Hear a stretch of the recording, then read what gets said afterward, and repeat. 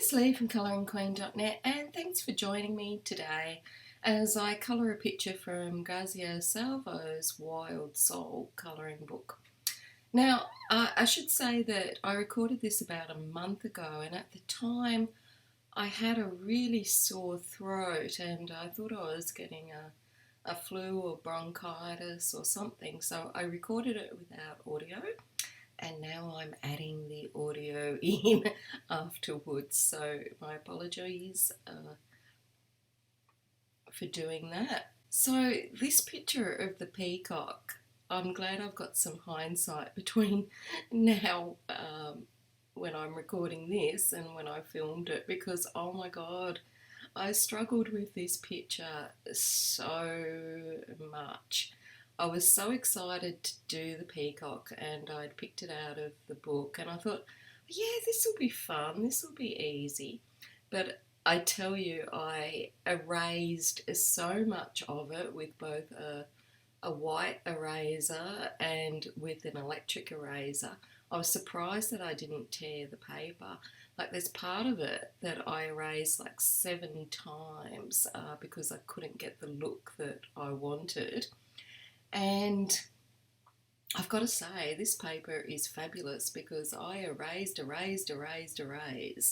and nowhere did I tear the paper or damage the paper in any way. So I think I only show on this like one section that I erased, but let me tell you, I erased a lot more. But it was certainly a learning curve for me, and I really struggled with it. But I hope you guys are all doing well today. As a couple of people have requested, I've put the pencils, I've tried to show the pencils when I'm filming, and I shall try and put them in the description box below the video. You can just click that by clicking on the show more button in order to see that description box.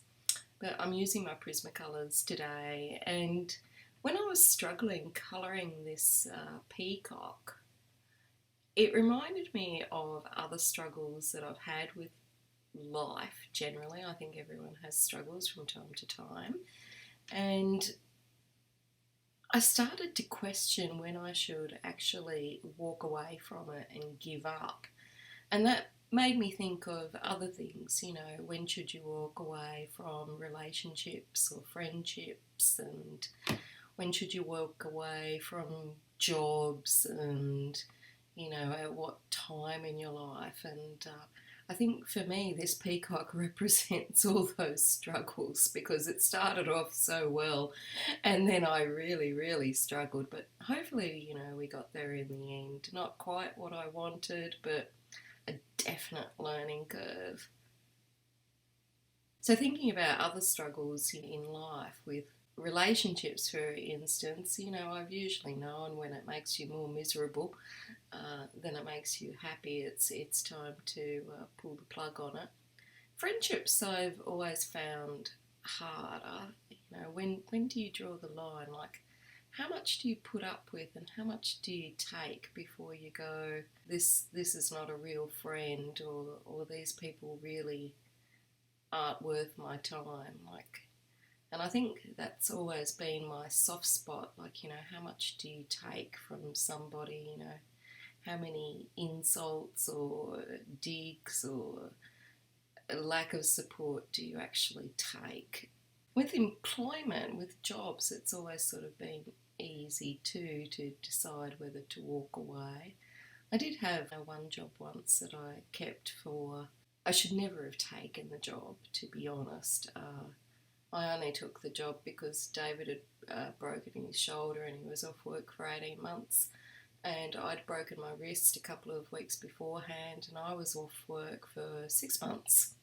And we were so broke, and the previous place I worked at, as soon as they'd must have had the 6-month time in their diary, and on that day they rang me up and took me to lunch, and you know, it gave me quite a good offer to come and work for them.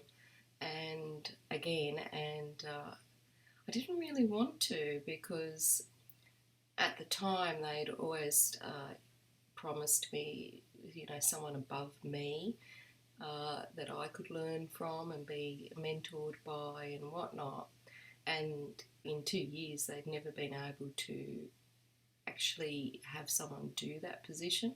So instead of being a senior, which is what I was, and having someone above me, I was actually the senior and in charge of everyone else and having no one above me, which, I mean, is all very well and you get to learn, but it was a challenge and there was no one to ask for help or guidance in that area. So you're kind of on your own to figure it all out and sink or swim. And, I really wanted to be, mentored by someone. So when they asked me to come back and be at the firm again with all these great benefits and all the rest of it. And it was a great place to work. We had free gym membership. We had people that came around and would give you a massage while you're at the desk. And we had staff catering and all of those sorts of things. And, it was all great, but you didn't really get to experience it much because I certainly didn't, because I was sort of one person short in the team, being someone above me, and having to supervise, quite a few people below me. So I didn't get to experience much of the joy because I was always head down and working away madly. And, there were also, quite a lot of negatives of being the hours and all of that. So I turned them down and I took this job that I shouldn't have really taken it, because it was a firm that was a little bit mundane than what I was used to. It wasn't as technologically or high pressured as I was used to, and I found that kind of boring. And although there was lots of work for me to do, I had quite a lot of bosses instead of just one, so I had 3 people that wanted me to do work for them, which I'd had in the previous place, but it was better organised. And I only really took that job because, we were so broke and David was going to be off work for another 18 months and I hadn't worked for 6 months with my injury, and so I took it and really regretted it. I used to just sort of sit there and come to work early and sit up looking at all the skyscrapers around me and sipping my first coffee of the day, just wondering how long I would have to be there for, and would I have to work through lunch, would I get to leave at about 6:30, 7 o'clock at night, and how I could organise my day so I could get out of there a lot quicker. And I started to spend more time thinking about being away from there than actually being there and enjoying what I was doing. So I knew it was time to leave, and when I left, I resigned and they offered me more money, and I didn't want more money, and they offered to change who I worked for or who I reported to. And because a lot of people hadn't enjoyed working with that man, but I actually had really liked his abrupt manner. I thought it was hilarious, and he wasn't an issue with working there. I thought he was just really funny and really straight to the point, and I really respected that. But immediately afterwards, I thought, what have I done? Because I haven't lined up another job, and is this what I want to do? And I immediately started having second thoughts, because they'd offered me quite a bit of money extra, and I thought, well, maybe, you're not meant to be happy in your job. It's just a job and you get paid, and maybe it's just worth the struggle of being there and feeling unhappy because of the extra pay. But the thing is, you didn't get to enjoy the extra pay. It all went on commuting to work and all of the clothing and courses, etc., that you had to do for the work. So it came down to it that it didn't really make any difference, you know, the money. And luckily, when I was in the middle of this regret, I got a call from a teacher, because I used to teach at night as well. I got a call from a teacher that I worked with, and he said, look, I'm moving to this different campus and they need someone, would you be interested? And I said yes, and immediately I was at a campus that was closer to home. I could actually walk to the campus if I wanted to, and if I didn't have such a big heavy bag full of stuff. And I had more hours and more higher pay per hour, but more holidays, more time off than I'd had previously, and it just kind of all worked out in the wash really, really well. So I guess that's a struggle that I sort of was worth it, because I ended up getting something that was a lot better out of it, and I really enjoyed the work that I was doing there, so much so I stayed for like nearly 15 years, so until we moved here, so it was definitely worth the change. But doing this Peacock, it just makes you think of all the other struggles you have during your life, and I did immediately think of work struggles, but there's also, you know, family struggles and struggles with just learning new things and struggling with when you should just give up, like not knowing when you should just actually pull the plug on a friendship or a relationship or a job, or even like a YouTube channel or a blog or something like that, and when you should just go, you know, it's time to quit and I've had enough. So I guess for me it becomes when you don't get any joy out of it anymore. But I'd be interested to hear what everyone else thinks. And at this stage of the video, you're probably not seeing the internal struggles that I had with this Peacock. But let me tell you, I struggled so much with this Peacock, and I guess it's the first time I've ever done one. And the first time you ever do anything is always difficult. I always used to have students tell me, but it's my first time, you know. And I'm like, but everyone has a first time. Everyone's first time is going to be a challenge. And, you know, that's the great thing about doing it in an educational environment. No one has to see your challenges, and you can perfect it before you go into the workforce and get out there with other people who might not be so kind and whatnot. But oh, Mr. Peacock, I struggled with you. But I think it was worth it in the end. I got there, and hopefully I've learnt some new things that I can take to my next Peacock. But I wanted to do the Peacock because I don't really colour animals, and I've been trying to get out of my comfort zone and colour animals, and in particular feathers, because I've found that to be difficult, and when I see pictures with feathers on it, I sort of tend to go away from them and not do them. Now, all of the colours that I've used on this Peacock, even though I have erased it umpteen times, they're still the same colours that I used. I just laid them down differently and positioned them differently. So if you're worrying if I change colours, I didn't change the colours, I just changed where I was putting them and trying to get the right look happening. I hope you guys are doing well today. In Australia, when I'm filming this, we're sort of easing our way out of lockdown restrictions, and there's a lot more activities that can take place outside of your home. For us, really, it's just the same as normal, you know.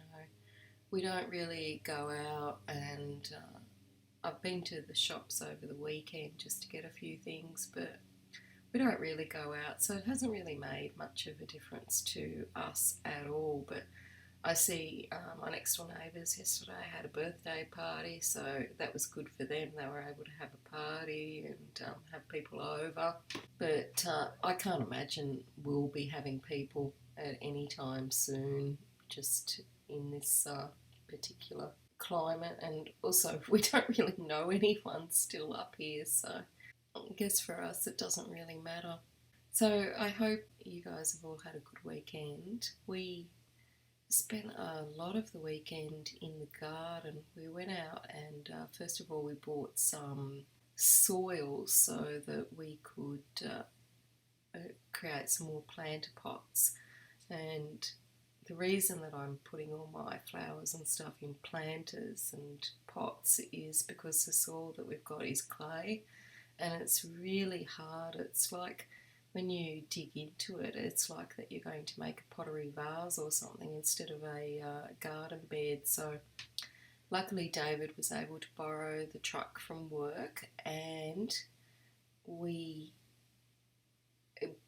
picked up some soil, a ton of soil that I'm using for my pot plants, and that was enough for 2 little planter boxes and some pots. So that worked out all right, and it's really good garden soil. So we picked that up, and I also bought a little cupboard off Facebook Marketplace, and so we picked that up in the truck as well. And so that was good, just to get out and go somewhere different because I've been stuck here at home. And after that we went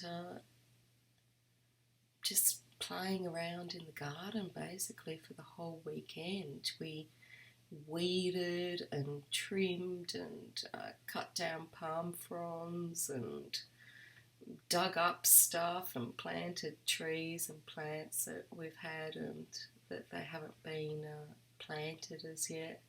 Because for the last couple of weeks, to be honest, both David and I have felt so miserable that when we try and do something, we just end up sitting there, and sometimes both of us end up crying, or sometimes it's one of us and the other one's comforting.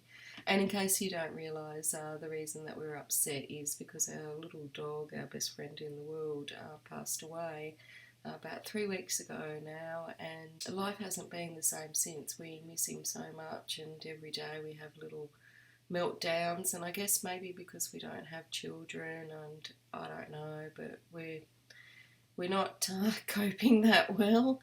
And David rang me before to say that he'd had a meltdown at work, and we're not coping that well without our little man, but we'll get there. And there's worse problems, I guess, to be had, but for us, he meant the world, and for us it was the worst problem.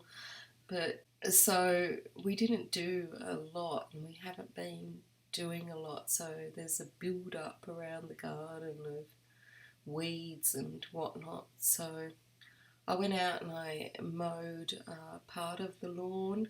Some of it didn't need mowing, so I mowed the bit near the pool, which thankfully didn't take long, and at least I got that over and done with. And whipper-snipped all the edges and things like that. And I've got to say, it's very therapeutic just to kind of smash things or whipper-snip them into place and be a bit destructive, and you feel like you're getting stuff done. I ended up having a whole wheelbarrow just full of weeds that I'd manually pulled out just from the pool section, so that was good.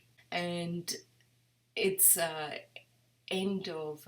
coming up end of autumn here, so I knew I had to plant all my bulbs that I'd had sitting there for weeks, and because I felt so miserable I hadn't planted them, so I went out and planted 100 odd bulbs, and I've still got 46 to plant after I finish recording this. So I did make a huge dent and got a lot of the bulbs in, because they say end of May is the last time to plant them.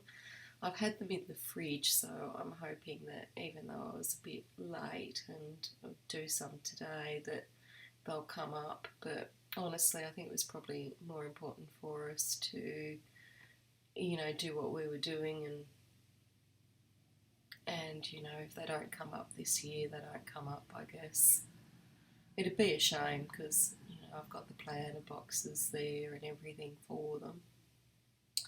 So we went and did that and spent a long time in the garden and did a few little odd jobs that have been around the house, you know, moving things and putting a new cupboard in, which turned out really heavy and we had to carry it up the stairs. But thankfully David's muscle man and he was able to take the brunt of that. And then we decided that we were just going to watch some movies, and we watched what is it? Meet the Fockers. That's such a good movie. So we watched that again, and Meet the Parents. We watched the whole thing, and they're such feel-good movies. And I think the cat reminds me a bit of Millie, if Millie had the darker colouring. We watched those, and we were wondering why we went on to Netflix, and we were wondering why everything was coming up in Turkish on our Netflix. And it kept saying that we'd logged in from the incorrect account, and it kept showing us movies that we might like, which were movies that we'd never heard of before, and we couldn't figure it out. And anyway, we checked the email and realised that our Netflix account had been hacked by somebody in Turkey, and they'd spent weeks, because we were so miserable we hadn't realised, they'd spent weeks just downloading and watching movies off our Netflix account. And so we were seeing all these weird movies that we might like or like to continue watching based on all the things that they'd been watching. So we had to change the passwords, etc. for that. But it was funny, you know, seeing what different tastes people had, I guess. So I'm glad they got some enjoyment out of it. It doesn't make any difference to us. We weren't using it, but you know, it's kind of funny. And David never checks his email, so it's kind of funny that, you know, he never checked it and we couldn't figure it out why it was coming up like that. And, you know, then it all made sense. But so we've been watching the Netflix and watching some old comedies like Everybody Loves Raymond, been watching that, and I think we went back to the beginning and watched Modern Family from beginning to end again. And I've been watching my British comedies. I love those, like Friday Night Dinner, so I've been watching that again from the beginning. And I see that there's a new show with Dawn French in, who I love, so I'm going to start watching that. But I don't think it's actually a comedy, but anyway, I'll soon find out. So if you guys have been watching anything good, let me know, because I think I need a new binge show that I can just sit in front of and colour and, you know, pat Millie and either be intrigued with something criminal or inspired or learn something, like how things are made. I love those sorts of documentaries. Or you know, have a good laugh at something, because we all need a bit of a laugh every now and again, I think. So after this picture, I still want to colour the zebra, and I've been thinking about it and, you know, tossing ideas around my head as to how to colour the zebra, but I'm thinking I might do it all in one colour, because that was one of my colouring challenges for this year, was to do something in one colour, or one colour family. So I'm thinking I might do the whole zebra picture from this book in one colour. I've got to say, even though I struggled with this Peacock so much, that it is definitely one of my favourite books for this year, which really surprises me, because, as I said, I don't really know how to colour animals. I don't really do it, but I'm trying to learn, and if I make a mistake, I'm going to save up and buy another one, because I really love this book. I love colouring in the pages. I love that the paper can take the brutalness of me erasing on it and repetitively going over it in pencil, and it's still fine, it's still intact without any damage to it. And that just amazes me because I was brutal to this paper. I kept going over and over it. And at one stage, I thought I would just have to cut this poor little peacock out completely. And it wasn't just the peacock that I struggled with, it was also the feathers, etc., on the peacock that I did a lot of erasing on. And it just amazes me that the paper really held up. So I've got a little bit of sinus at the moment, so I apologise if my voice is a little bit stuffy. Unfortunately, it's just a weather thing, and I guess that's the way it is. Plus, I've been handling lots of dirt over the weekend, you know, picking up the dirt and shoveling it into all my little pot plant containers. So I've probably been breathing in so much stuff, and I should have put a mask on, but I didn't because I thought it wouldn't take that long, but they're famous last words, aren't they?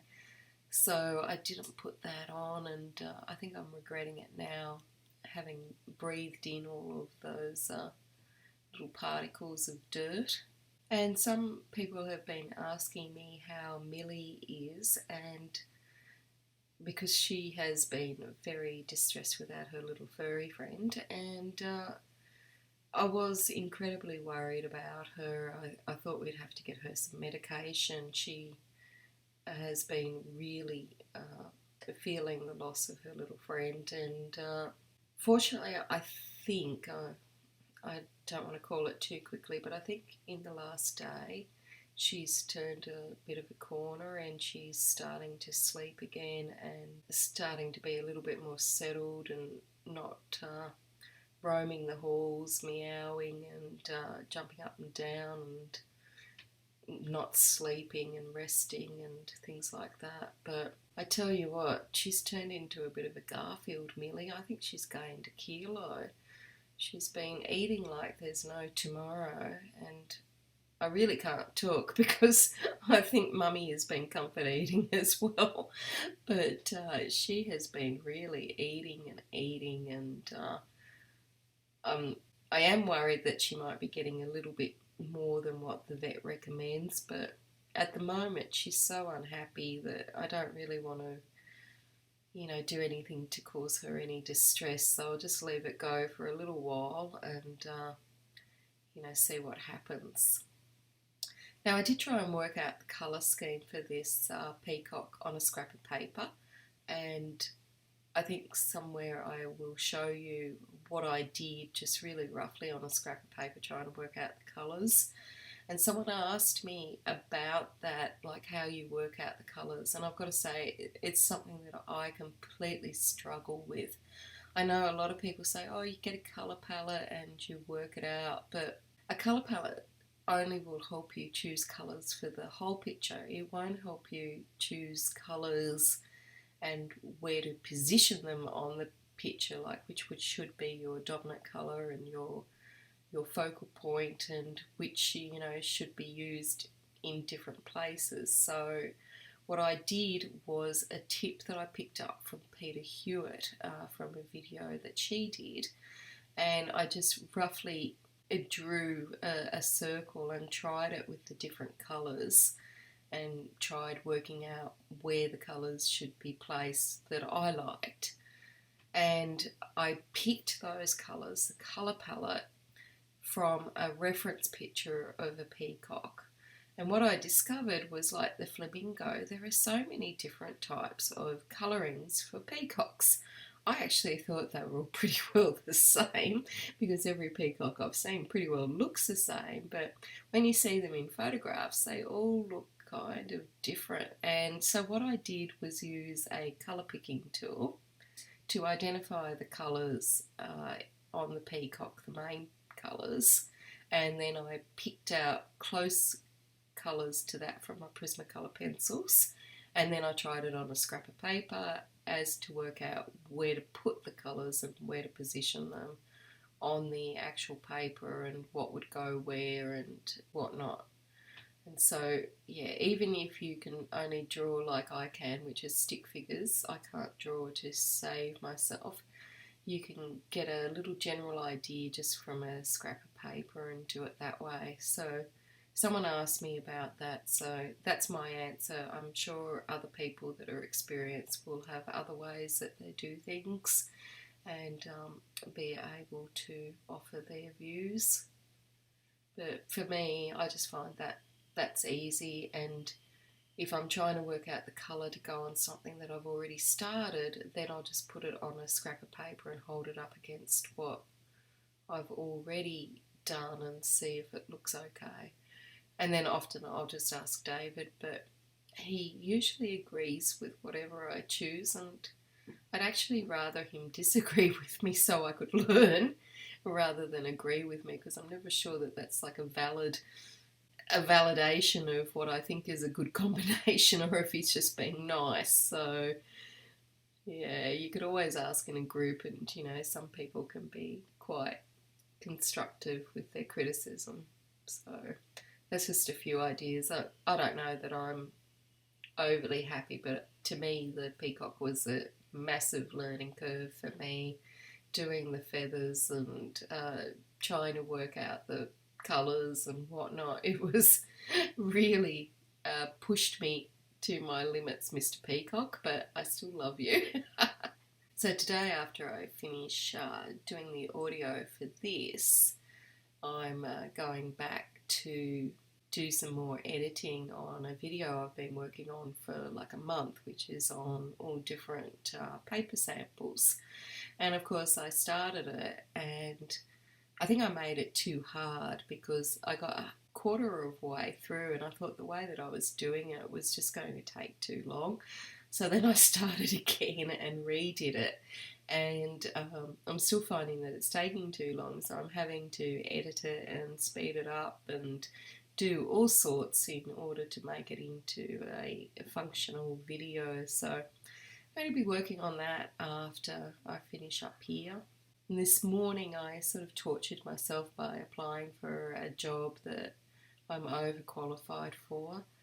And I know they're probably going to ring up and tell me I'm overqualified because, funnily enough, I've applied for a job before there, got an interview, and they rang me up and told me I was overqualified and overexperienced. But hey, it's the only thing I've seen to apply for like 6 months, and I'm starting to get really frustrated with it, and not having a job, I'm finding really depressing. So I thought I'd better keep my hand in and apply for something. But when you have been in the same job for so long and you go to apply for new jobs, it just seems like a whole new world out there. And so I spent hours redoing my resume this morning and redoing cover letters and whatnot, and I don't know, I guess it keeps me out of mischief, but I'd rather be colouring, to be honest.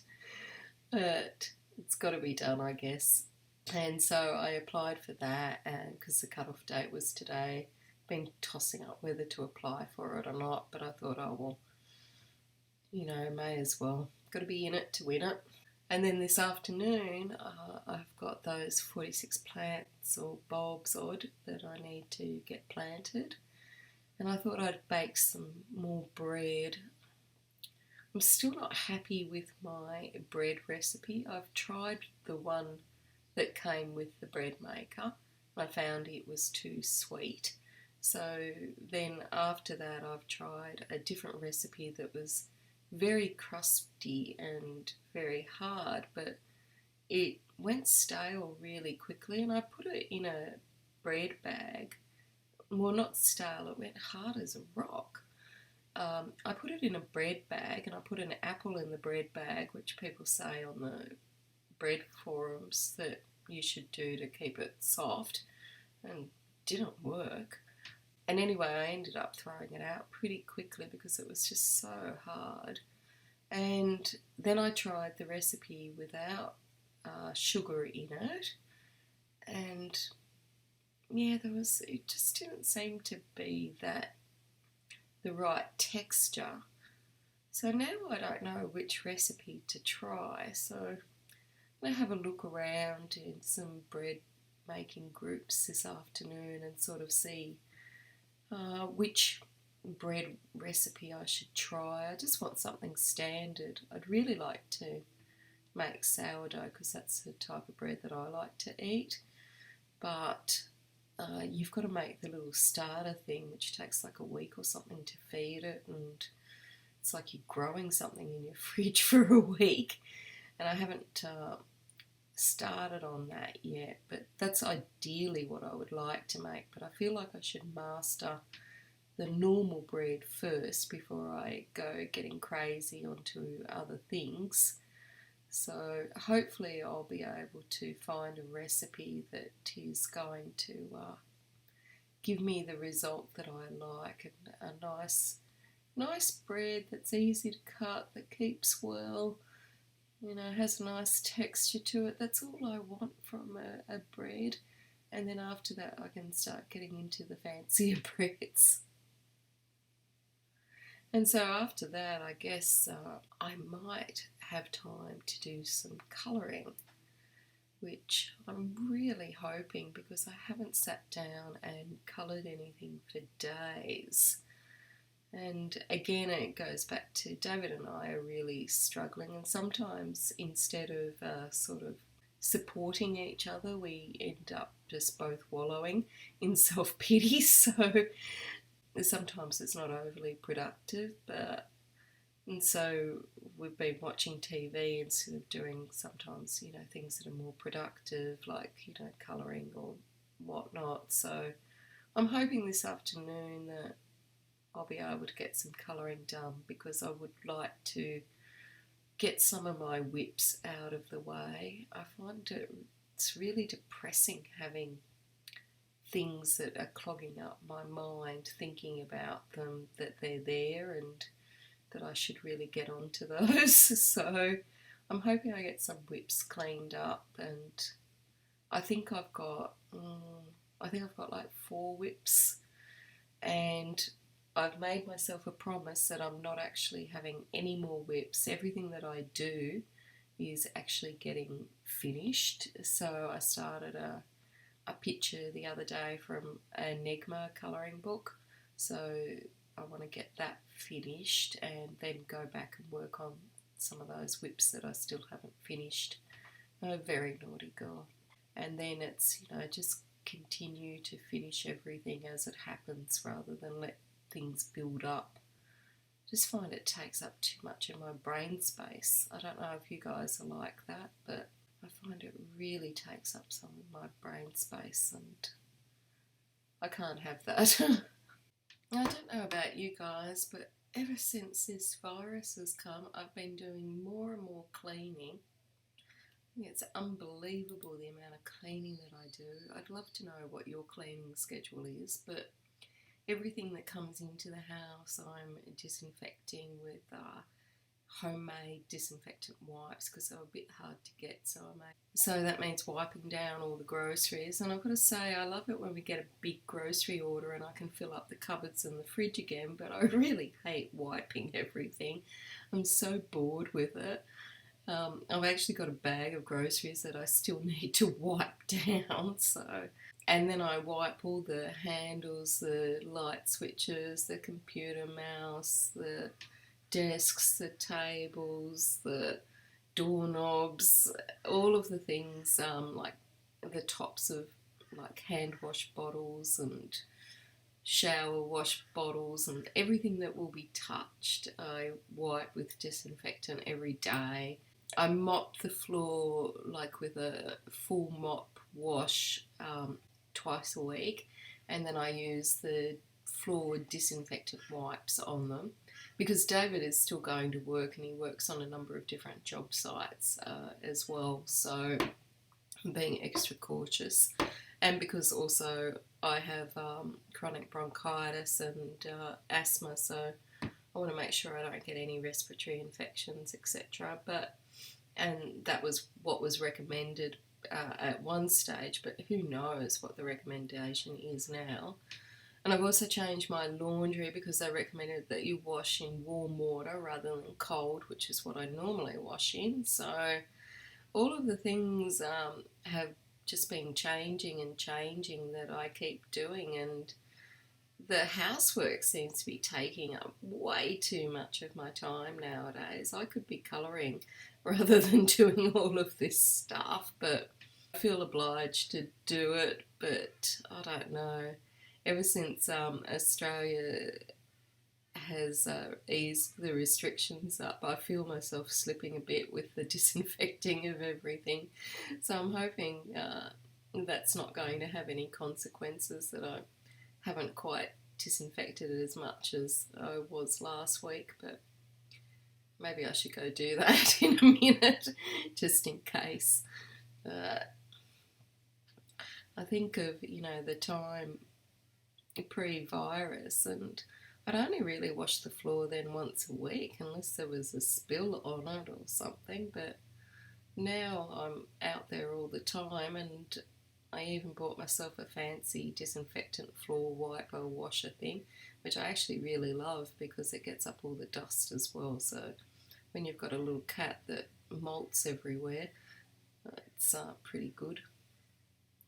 But I'll be pleased when this time of extra cleaning goes away, and when I can go back to my cold water wash rather than my warm water wash. And then I guess I'm going to have to start thinking about dinner.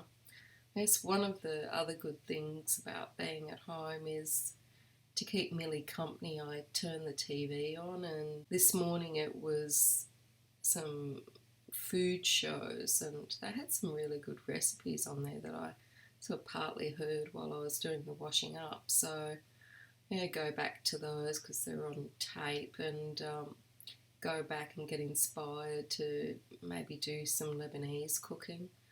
Love Lebanese food and Italian food and Turkish food. I think they're my favourite cuisines that I like to eat and I like to cook. I'm pretty lucky because David used to work at a Mexican restaurant, so he's sort of the Mexican guy, and he can cook those sorts of meals, although actually when I think about it, I'm the one that usually cooks them, but he could probably cook them better because he's more experienced in those. And I used to own a coffee shop back when I was young and carefree. Back in my 20s, I owned a coffee shop in part of inner city Sydney, and I used to do a lot of the cooking for it. So but the things that I like cooking is really baking. I really love making cakes and desserts and things like that. I cook, savoury meals because I have to, but I really, really prefer to cook desserts or bake, and so I take care of any sort of pies or cakes that we're having or that David might need for work. So I might try and make something tomorrow so that he's got something for work. I did quite a lot of this off screen as well, but I used the same colours that I showed you in the video, and I just added more layers off screen so that it wouldn't take up as much time. Till next time, stay safe and happy colouring.